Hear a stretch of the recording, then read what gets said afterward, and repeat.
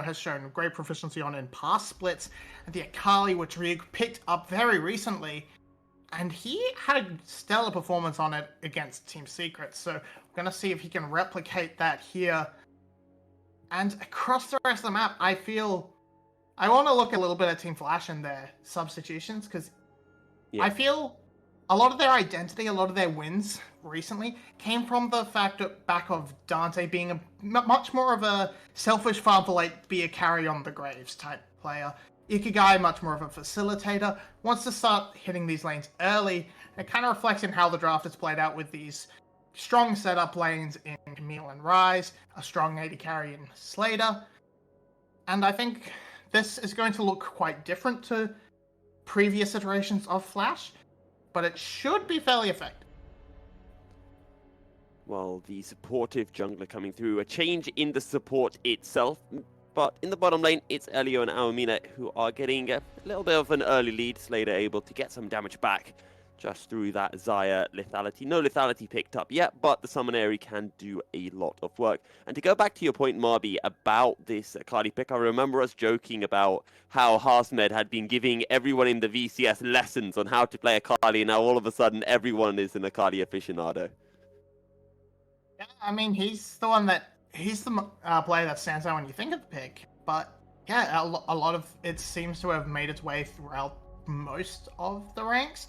I think there's a couple of key players still missing. I can't recall off the top of my head any standouts from, say, Kiaya, but Kiaya is his own beast. He can do whatever he wants. He doesn't need to fit the trends, so that's all fine. And yeah, I'm glad to see Ryuk finally step away from the Gnar and the Renekton and see Sky branch out from their 0-8 Viego.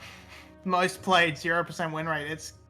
It's just, it feels like Sky, it took them way too long to figure out what was going wrong, but they seem to have made some adjustments to it. And this sort of strong mid-jungle duo of Lee Sin and Syndra can hopefully, for them, explode into something and get them into a fighting state where they, even if they can't crawl out of relegations, they shouldn't be scared going into them. And I'm really glad you bring up this point of the mid-jungle duo, because Glory is someone that I do want to focus on. We touched on Glory during the analyst desk, but we know how good he is in laning phase. Tim was bringing up the fact that maybe he's a little bit selfish towards himself, but on this Syndra, he can really dominate a Rise lane, and that can really unlock the potential for him to roam around full burst Sky and try to get leads either in the top or the bottom lane as well. Yeah, and we've seen a lot of success on these sort of more roaming picks like the LeBlanc and the Ahri, because I guess a lot of that is they have their own safety and he doesn't need to rely on his team. But I feel that we have seen Glory be such a strong point. As an individual, all his laning stats are really high. But all his team stats are low. Like his first blood participation is low, his proximity. These are all on the lower end. But his individual stats are high, so it shows he's good, but he can't interact with his team very well, or his team collapses around him. And if we can get this strength coming out from Glory, by dominating a lane of a brand new rookie like Airless, this could be his chance to really make things happen. Well, in goes Elio with the Abyssal Dive. They get the knock-up, the Ignite is dropped down, and it is first blood for Glory. And if Glory can't come to you, you come to him. Beautiful early roam from Elio, catching a great back timing and able to convert very nicely. It's a good trade from Yoshino, but not going to amount to too much. Coming away with a small lead for himself, which balances out the mid lane fairly nicely, and this is good to see. We want to see Yoshino try and reclaim that glory he used to have back in 2020 and before. And for Yoshino, we've been praising Yoshino recently, as here's a replay of this play in the mid lane, a fairly standard support roam. Yeah, very nice use around the vision, that control ward of blocking off the vision in the brush. And hold on, Drakthar, that's Cat has the safeguard out. Yeah, he just wants to ride the pony roller coaster. Yeah, wants to put that pressure down. He's fallen a little bit behind in farm, and that's to be expected. So we kind of want to see him try and make something happen. He doesn't have that Leona that he typically gets to pair with on Elio to really duo up and try and make big plays. But there is setup for him. Actually, there's not much setup for him at all. That's kind of falling into be a bit of a problem. That could be a bit of a problem for him. But Scout of the Week is always a viable option. And Team Flash seem to recognize that, keeping Ikigai close to this mid lane. Yeah, and Glory now at level 6 has that unleashed power, and it's just going to drop it down instantly onto Alice. Almost picks up the kill, but now Ikigai looking towards the mid lane. Drakthar is not nearby, and Glory is not scared in the slightest. No, but Ikigai just kind of here to keep the pressure down. There are pots, or there were pots from Alice, so might not have to be too threatened. After all, Glory has blown everything, has no mana himself. But is going to just catch this wave, and this gives Glory the opportunity to find a quick back for himself. Should be getting close to some sort of, to getting towards that lost chapter, hopefully. There it is. And now he can just sort of stay in lane and keep the pressure on E a little bit harder. Keep that up.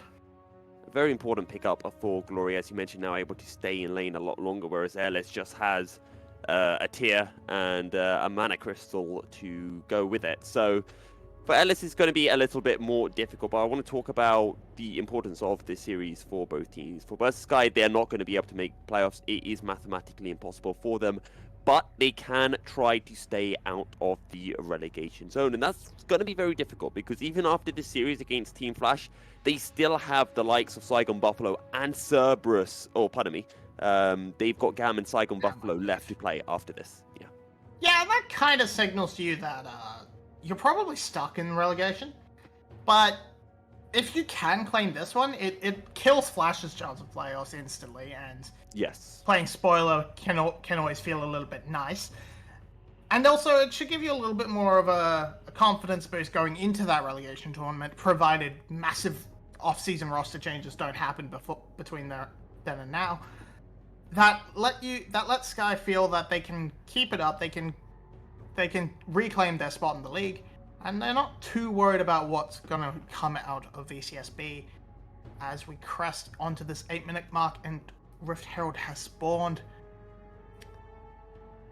Good sidestep from Zodiac onto the Scatter the Weak, but the kick comes through. Elio jumping in. It's a 4v1. Zodiac rides the Zenith Blade and flashes away out to safety. Drakthar is on the hunt. Ikigai is here. That was not the best of Sonic Waves. Meanwhile, Ellis has got nowhere to go. He's got to fall. Zodiac goes right onto the Syndra, but Ryuk will end up picking up the kill. 2 more kills going the way of Burst the Sky. And now they just look for the Rift Herald as well. And this early game going phenomenally well for them. Yoshino looking for a play. Drops down the Hextech Ultimatum. Onslaught of Shadows as well. But in goes Drakthar. Ryuk still alive, still doing work. It will be a 1-for-1 in the pit. Unleashed Power picks up the double kill for Glory. Was a questionable from Flash on the back end there. They felt that Sky was going to rotate down, and they thought they had enough burst, but no, it was able to be time was bought very well from Ryuk and Drakthar, and it all just blows up in the face, and that's a very nice. That's 4 kills in the back pocket plus a Rift Herald. They can convert that wherever they want. And it's just Sky coming to the punch first. Zodiac knows that this is where the play is going to be, but he's just too far ahead of his team. And there's a little bit of disjointed synergy that lets him survive for so long, but then Airless is off on his own on the wrong side. He's caught out, and then Zodiac's still low from before. He's taken up quite quickly. And then from here, cut your losses.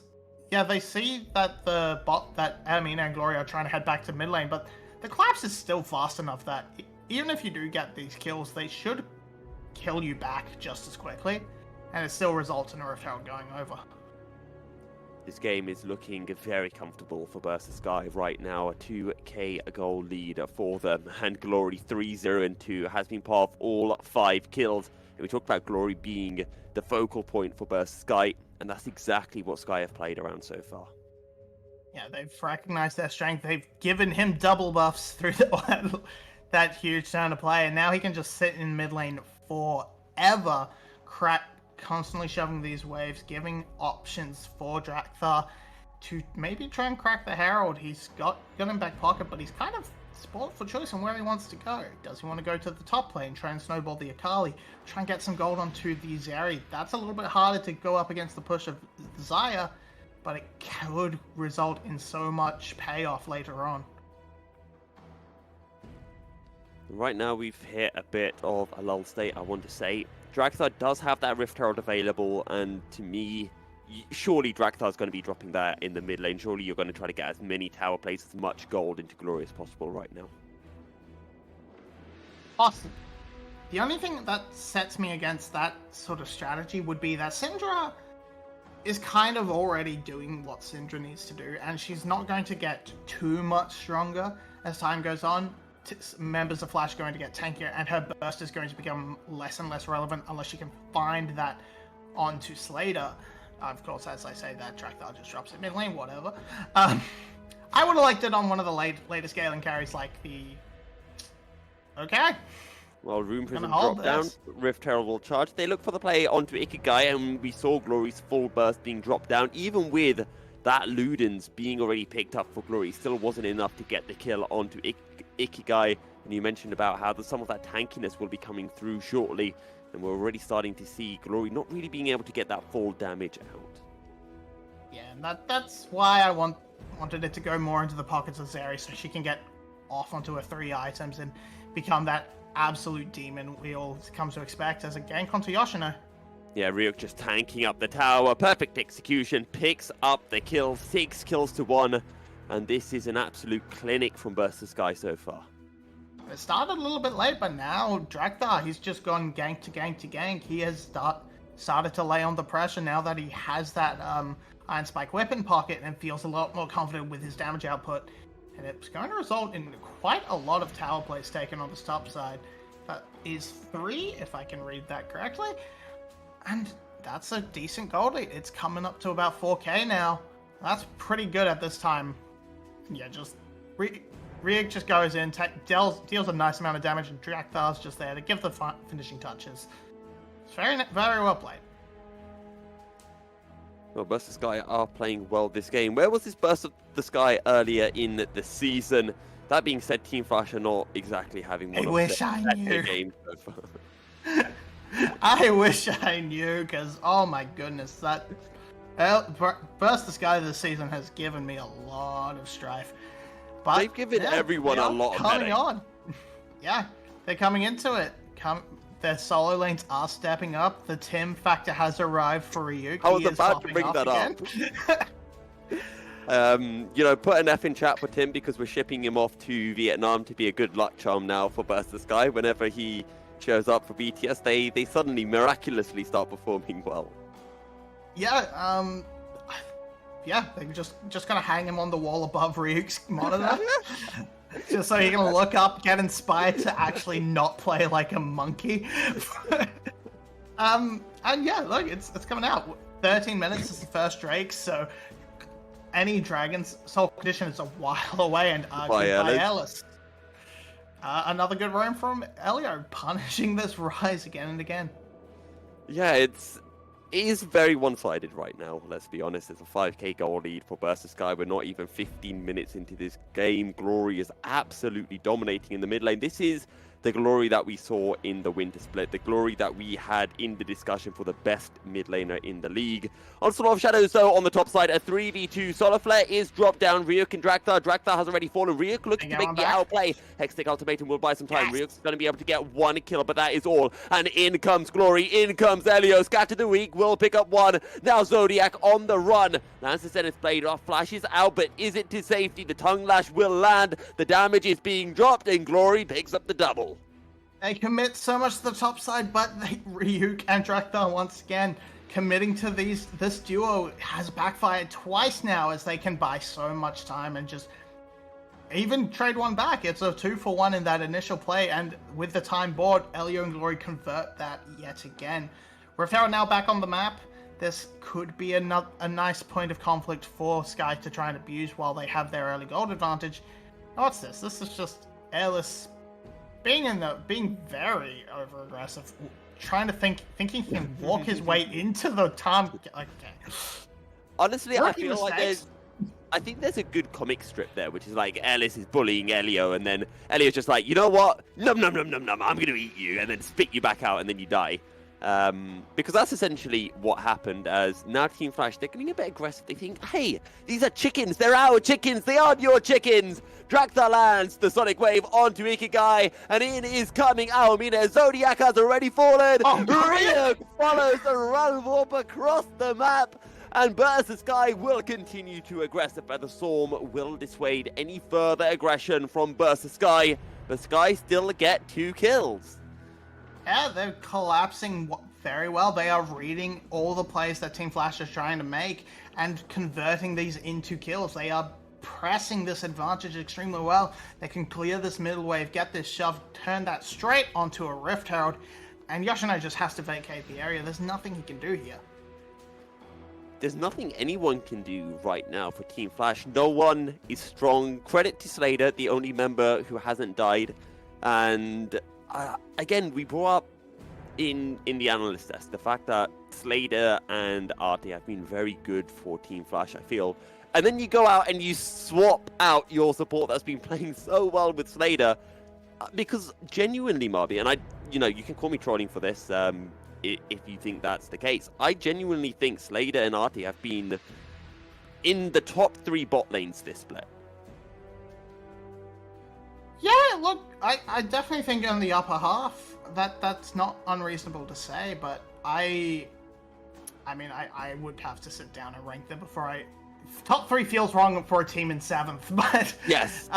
Yes. And we just see here good collapse. Hermine, honestly, they could have converted this. They could have just turned on this isolated Zeri, blown it up, and tried to walk away, but they instead go for the Realm Warp out, but Ryuk does his little 2T impression and follows them all the way home. Oh no, Slater, your back's been cancelled. Drakthar trying to make the kick, but Slater will flash on out to safety. And a bit of split target focus for Team Flash in that previous fight. Maybe they'll have some single target focus in the next fight, but maybe it'll be too late as someone has overstepped. It's Ikigai, but he's a fast horse. He can run out to safety as the inner tower in the mid lane will fall and the Rift Herald will keep on charging forward and onto the inhibitor tower as well. And I feel like we're just hit a point where Team Flash's composition can't really get much done. They missed the window for Slater to become this beast and punish the Zeri. He's only got about a 5 CS lead. That's nothing. That means absolutely nothing. I mean, has been involved with 5 kills. He's more than happy. He's going well and truly towards the second item spike. And yeah, this Aya can try and do a little bit, but without the big crits coming through, I don't see a avenue where Team Flash win a big team fight. I'm keeping my eyes on Airless, see if he decides to sacrifice a little bit of tank for a little bit extra damage. Seems fairly reasonable against these two magic solo laners and a Zeri that you should forgo the Frozen Heart. And just try and get a little bit of extra damage in the back pocket. Maybe help convert a teamfight victory for you. In case you were wondering what the goal lead was in the mid lane, just 3.5k. No biggie, 20 minutes in. And I do want to praise Glory because he's picked up a Rabadons, and I really like it when mid laners do that. Second item Rabadons is a glorious thing, a lot of damage for Glory now. And we talked about maybe that Syndra would fall off with a burst. Well, that phase is quite a way away because Glory is very, very strong right now. As Burst Sky approaching a 10k goal lead and Ryuk picking up a solo kill onto Yoshino will only help them get towards that point. Yeah, you can't win the side lane anymore with Yoshino. You can't win the straight up 5v5s. It's kind of just Sky needing to play a little bit, sorry, not Sky, Flash need to play a little bit more creatively to try and find moments where they have numbers advantages or find good picks onto Sky, catch them sleeping, or Drakthar can just blunder his way into 4 people. Hey, he got the flash off Airless, at least he got something going there. Scatter the Weak doesn't land onto Slater or Zodiac, and Burst Sky continue to siege onto the inner tower, and they should be able to pick that one up relatively comfortably. It's at times like these, Marby, where I wish that League of Legends games could be a little bit more akin to old medieval wars, because apparently there was, I want to say, almost a tradition where members of War would essentially select a member of their own army to have a 1v1 to decide the outcome of the war. Because I feel like this would be a good stage, you know, Team Flash should say, look, we're really far behind. Let's just have a 1v1 and be done with it. Just 1v1 me a Baron Pit. Just do it. Just do it. Do it. It's your standard toxic solo queue environment. Just call for a 1v1 a Baron Pit, and if they refuse, you get the moral victory, if nothing else. Well, I think Elio's gonna fall it out. Mina is in a tricky spot. Maybe don't have the 1v1, have the full-on 5v5. Actually, never mind. It's starting to go badly. Yoshino chasing onto Aomine. Aomine will have damage. Dragthai is here. Can they get the damage down? They can. Aomine ignited, but will not fall. And Team Flash, they get the 1 kill onto Elio, but at what cost, Marby? 4. It's a 1 for 4. That's the cost, and honestly, Sky, they might have been able to convert that into a Baron had they felt a little bit up to it. I feel they had the health bars, but they just want to go for this quick reset, pick up some more items for themselves. Slater is absolutely just sitting there. Yeah. Question mark pings going wild. Okay. Team? It's time. Team? It's time for a milky. It's time for a milky game. Do you think? Okay, we can look at this replay. If you want to see this replay again. We'll do the replay first, because it's like they feel they should, but again, they just don't quite have enough damage. That little sidestep and then flash over the wall saves this whole fight, because if that Everfrost lands, that's a dead Aomine. They probably don't split up quite as much with Yoshino hunting for that rat, and it just can't, and it just falls apart. I feel like just these small errors are keeping this well and truly out of Flash's hands on what might have been a play that could give them some shred of hope. Okay, so back to the milky game. Slater, do you think Slater will die first or get a kill/assist first? Or neither? Perfect KDA game from Slater. He's not going to be involved in anything. No, I feel an assist or kill or an assist is going to be quite likely with how aggressive Dragthar has been on these dives or on these sieges in particular. I feel the overstep has to come eventually, especially when he's throwing away gold with this Sterax. No, the good old Sterax pickup on Lee Sin. I know we're not a huge fan of that. Now, Ryuk in a 1v2. Ikigai is here. The lockdown from the Hextech ultimatum. He goes golden. This will buy some time, but there's no one coming to his rescue. Shuriken flips away, trying to get 1 kill, and he gets the kill. Ellis now on his way up, but Ryuk is going to fall. Surely Twilight Shroud's going to buy some more time. Doesn't land the 5-point strike. Oh my god, he almost killed Yoshino as well. But Yoshino will survive. Meanwhile, on the top side, that's just Zodiac falling, and the inner tower falling, and Burst of Sky looking for the Baron. 2 for 1 plus a tower plus a Baron, more than worth for the life of one little Ryuk. He has performed admirably on the Sakali so far. He has done so much work, absorbed so much pressure for Team Flash, and now Glory's just gonna spot Airless in the mid lane and just say, wait, what you doing? Don't look this way. Nothing's happening. Nothing is going on. And right now, Team Flash are just trying to find any kind of win wherever they can get it. The Baron is now gone, and this is how Zodiac died. Scatter the weak, and then damage. A lot of damage. Yeah, just so much of it coming out in real quick succession. And there's just not much this little Leona can do. She's not very tanky. She hasn't even gone for an aftershock to bolster her own defenses. Now, another dragon on the table. That should be pretty much free game for Burst of Sky. You should not even think about this as Team Flash, and they will not, which is good to see. Do not just end the game over a 2nd point Mountain Drake. But it does sort of signal that this is going to fall apart very quickly. You don't have a lot of damage really left in your composition if Flash continues to build quite tanky towards that rise, and it's just going to mean less and less as they get the free resistances from Dragon. Well, Elio gobbles up Glory, keeps him alive. The teleports are coming through. Burst of Sky want to end this one soon. Unleash Power forces Yoshino away. And now the inhibitor tower will fall in the mid lane. Rear goes Golden. This is going to allow Almina to make his way over. Down goes Zodiac.